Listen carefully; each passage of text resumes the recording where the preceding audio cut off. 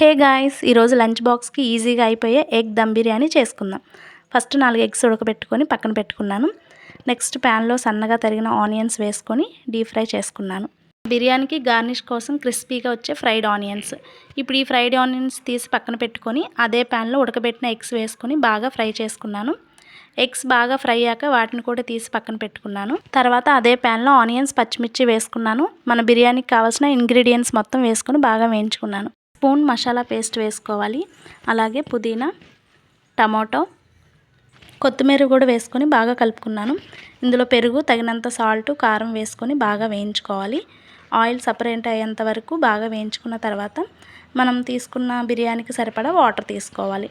నేను 1.5 గ్లాస్ రైస్కి 3 గ్లాసులు వాటర్ తీసుకున్నాను. ఇది నార్మల్ రైస్కి. అదే బాస్మతి రైస్కి అయితే 1 గ్లాస్ రైస్కి 1.5 గ్లాస్ వాటర్ సరిపోతుంది. వాటర్ బాగా మరిగేటప్పుడు ఒక నిమ్మకాయ ముక్క కూడా పిండుకోవాలి. ఇలా చేస్తే రైస్ పొడి పొడిగా వస్తుంది. ఇప్పుడు రైస్ వేసుకొని ముందుగా ఫ్రై చేసుకొని పెట్టుకున్న ఎగ్స్ కూడా వేసుకున్నాను. కుక్కర్లో 3 విజిల్స్ వచ్చే వరకు ఉడికించుకున్నాను. కుక్కర్ ఓపెన్ చేసిన తర్వాత పైన గార్నిష్ కోసం ముందుగా ఫ్రై చేసుకున్న ఆనియన్స్, కొంచెం కొత్తిమీర వేసుకున్నాను. అంతే, చాలా సింపుల్గా ఈజీగా చేసుకుని మన tasty egg dum biryani ready. ఇప్పుడు సర్వ్ చేసుకొని ఎంజాయ్ చేయడమే.